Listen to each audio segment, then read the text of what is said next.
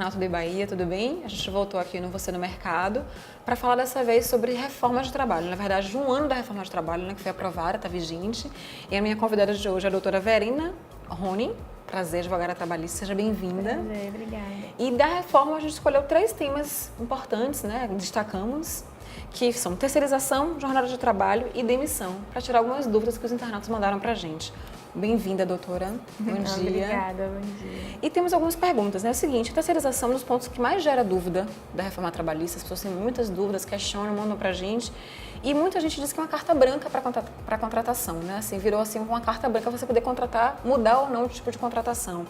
Isso é verdade? O trabalhador ficou desprotegido ou menos ou mais protegido com a mudança?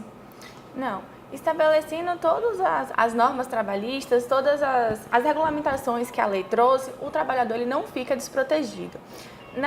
Com a lei da terceirização, ela dá brecha, né? Na verdade, ela dá oportunidade para a empresa terceirizar a sua atividade fim, né? Independente de qual seja ela. O importante é que a empresa contratada para essa terceirização, ela seja especializada nisso, tá? E quando dessa contratação, os trabalhadores terceirizados, eles vão ter os mesmos direitos que os trabalhadores contratados da empresa a qual ele vai prestar esse serviço. Férias, 13º, ele vai ter direito a todos os benefícios que os trabalhadores dessa empresa teriam, exceto auxílio alimentação e auxílio transporte, porque isso vai ser negociado diretamente com a empresa a qual ele tem um vínculo trabalhista, tá? Os depósitos, fundos de garantia deles vão ser recolhidos normalmente, o INSS, tudo através dessa empresa, que foi contratado pela empresa a qual ele presta serviço.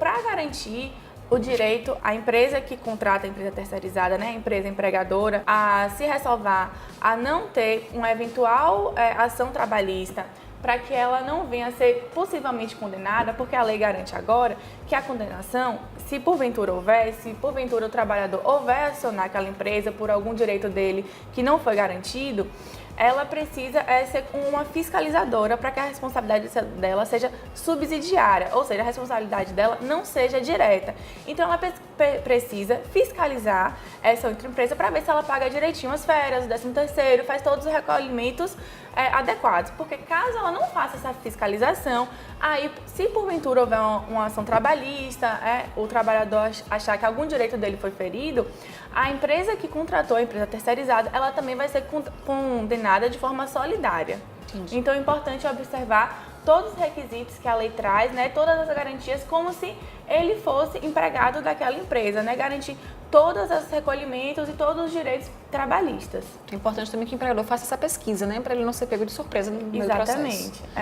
E assim, para a gente tirar a dúvida, quais atividades podem ser terceirizadas? Então, a nova lei, ela trouxe essa brecha de que todas as atividades podem ser terceirizadas.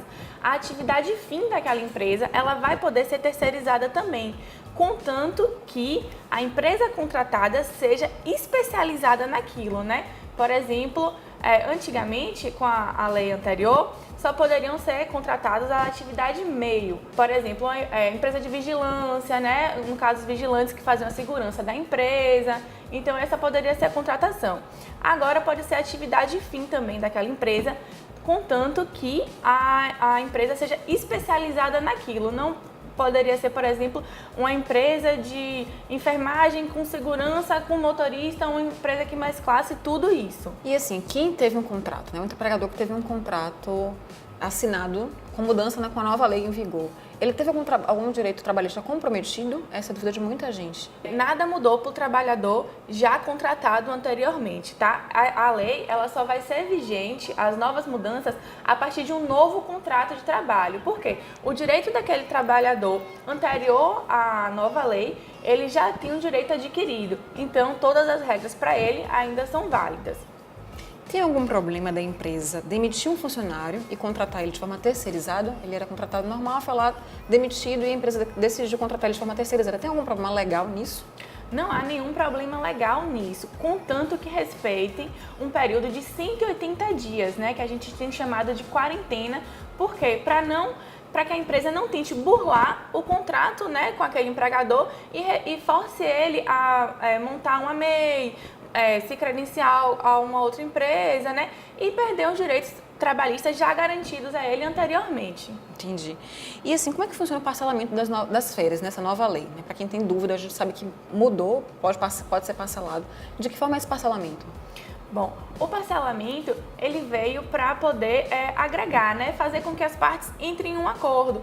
Porque, por exemplo, tem alguns períodos que a empresa tem necessidade daquele trabalhador, ou tem outros períodos que o trabalhador tem necessidade de se afastar um pouco da empresa para passar um período com a família, por exemplo, férias escolares.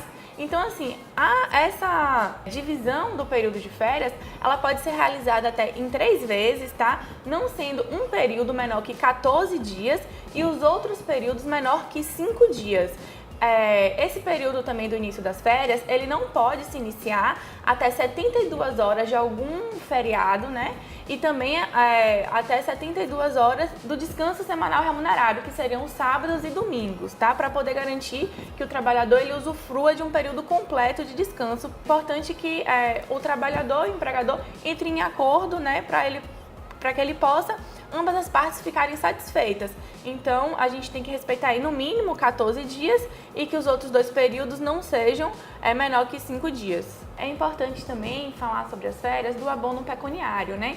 Que é dada a oportunidade do empregado vender 1/3 de suas férias para o empregador. Esse interesse tem que partir do empregado e deve ser avisado ao empregador até 15 dias antes do vencimento do período aquisitivo, que o período aquisitivo é o quê? É 1 ano anteriormente trabalhado e após esse 1 ano trabalhado, ele vai ter o período concessivo de férias, que é o ano seguinte para poder realizar suas férias. É importante deixar claro que o abono pecuniário, a venda das férias, tem que partir do empregado. O empregador ele não pode forçar o empregado a vender essas férias. Muitas vezes as empresas já apresentam o termo de férias, né, com esse desconto, com essa venda. E aí, caso o empregado não queira, ele tem que formalizar na empresa para que isso seja feito de uma outra forma. Vamos falar agora de jornada de trabalho, que é um tema também que gera muita confusão, muita dúvida. É o seguinte, em que caso é permitida a jornada de 12 por 36 horas?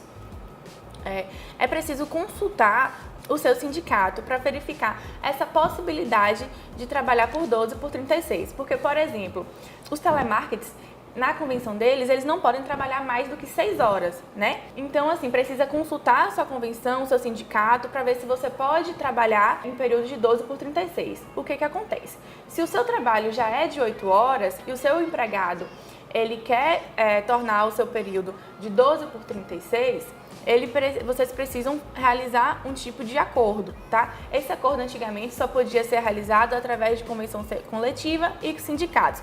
Hoje em dia, esse acordo pode ser realizado de forma individual entre o empregado e o empregador, contanto que o empregado aceite isso.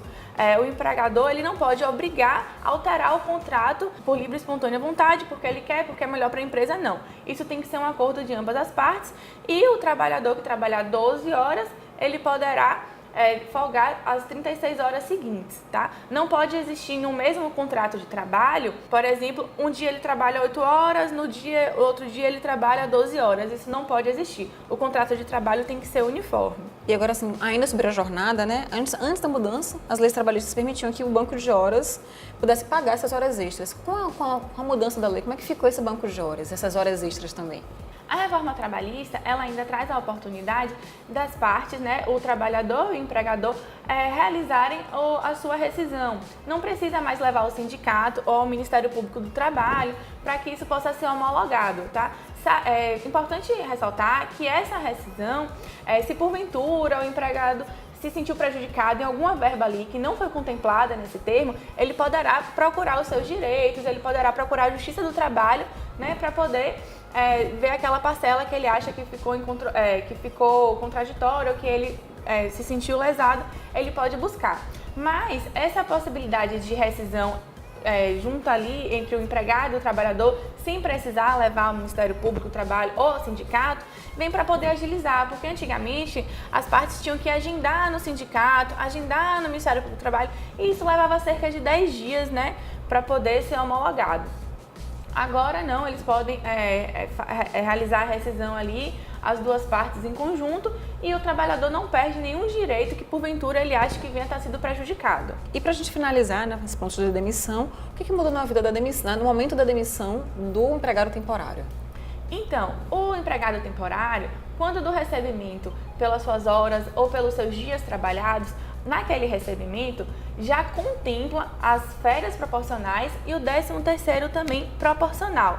O que vai abranger nessa rescisão é o FGTS, né, que será como no acordo. Por quê? Porque o trabalhador temporário, ele pode estar prestando serviços para outras empresas, então ele vai ter direito ao saque só de 80% do seu fundo e o empregador vai pagar 20%, né, da multa do FGTS. Então é isso. Muito obrigada, doutora, pela participação. E até a próxima, gente. Obrigada. Bom dia. Bahia. Inovador, interativo e imediato.